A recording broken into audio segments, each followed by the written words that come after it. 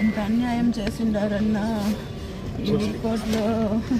ఆయన ఎలాంటివని మనిషి అని నీకు తెలుసు కదన్నా. మీకు అన్నా న్యాయం చేయండి అన్నా మాకి.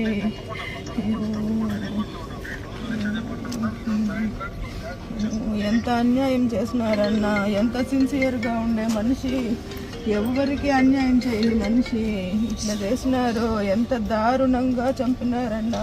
న్యాయంగా పని చేసిన దానికి 25 ఏళ్ళ నుంచి ఆంధ్రజ్యోతిలో పనిచేస్తూ ఉన్నాడు మా ఆయన.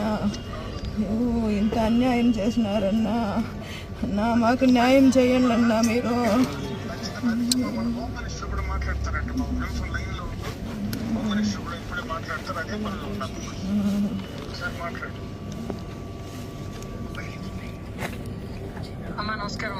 అమ్మా నమస్కారం అమ్మా.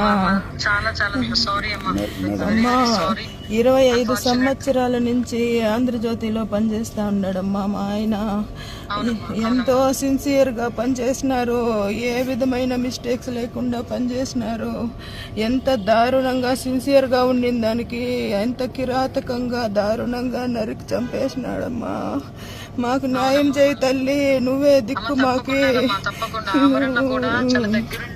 చూసుకుంటున్నారు. ఎస్పీ గారితో అందరితోనే మాట్లాడుతున్నారు, కోఆర్డినేట్ చేసుకుంటున్నారమ్మా. మీకైతే న్యాయం జరుగుతుంది. మా ఇంట్లో మా అత్తగారు మా ఇంట్లో మా అత్తగారు మామగారు వయసు అయిపోయినారండి.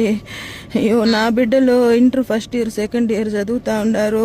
ఆయన ఒకడేనమ్మా మాకు సంపాదన చేసి మమ్మల్ని సాకేది. మాకేదన్నా దారి చూపించండి అమ్మా. మాకేదన్నా న్యాయం చేయండి తల్లి.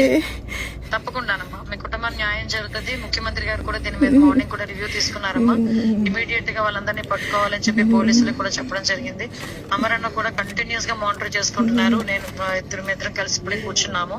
మీకు మీ కుటుంబానికి న్యాయం జరుగుతుంది. ఆ మాట అయితే నేను గవర్నమెంట్ తరఫున ఇస్తున్నా. ఎట్టి పరిస్థితుల్లో ఎవరైతే ఇన్సిడెంట్ చేశారో వాళ్ళందరికీ కూడా శిక్ష పడుతుంది. న్యాయం చేయమ్మా. ఇట్లా చేసిండే వాళ్ళని కఠినంగా శిక్షించమ్మా.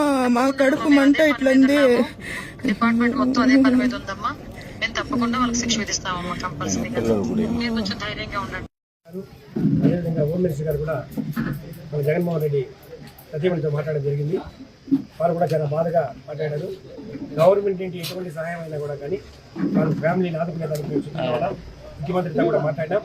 దీనిపైన కలెక్టర్తో మాట్లాడి కలెక్టర్ కూడా దీని గురించి రివ్యూ చేస్తున్నారు. వాళ్ళ ఫ్యామిలీ మెంబర్స్ ఏం చేస్తారు, వాళ్ళ ఎడ్యుకేషన్ ఏమి, పిల్లల భవిష్యత్తు ఏమి కూడా వాళ్ళు కలెక్టర్ గారు దీని గురించి సేకరిస్తున్నారు. కాబట్టి గవర్నమెంట్ నుండి 100% మంచి సహకారం వస్తుంది. వాళ్ళ ఫ్యామిలీని